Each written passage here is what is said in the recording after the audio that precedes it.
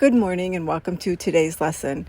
I'm Deborah Ann Fraley and we are on A Course in Miracles lesson 48, followed by a light language activation. Today's lesson is a reprieve from some of the longer lessons that we've previously studied. It is one of the shorter lessons and it is there is nothing to fear.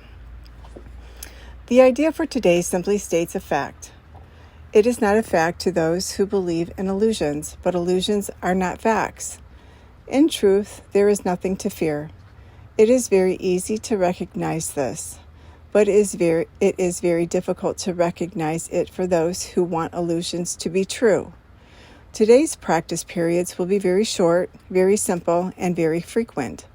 Merely repeat the idea as often as possible. You can use it with your eyes open at any time and in any situation. It is strongly recommended, however, that you take a minute or so whenever possible to close your eyes and repeat the idea slowly to yourself several times. It is particularly important that you use the idea immediately, should anything disturb your peace of mind. The presence of fear is a sure sign that you are trusting in your own strength.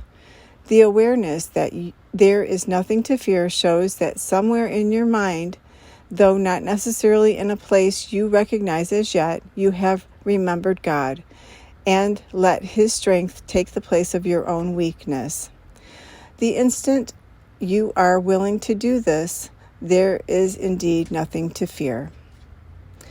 Lesson 48. There is nothing to fear. I'm now going to channel the light language for lesson 48.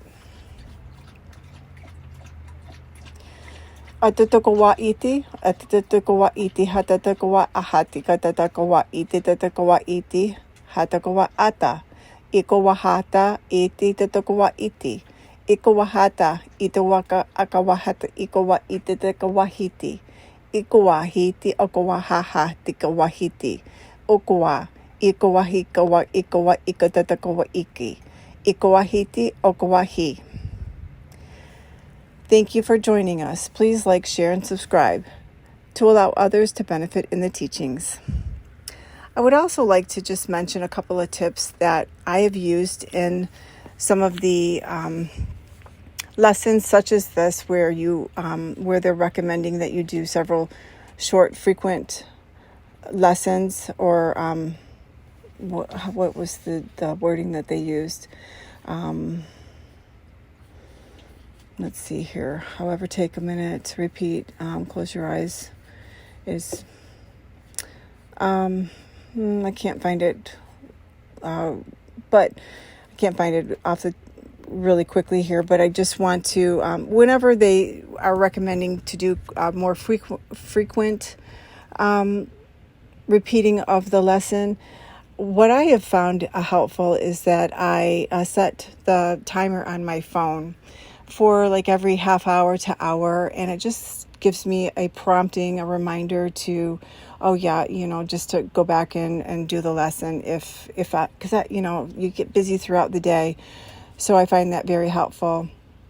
Another tip that I've used throughout the lessons, the years that I've been doing the lessons and the teachings, is I write down on a piece of paper what the lesson is and the instructions for how to do the lesson for the day.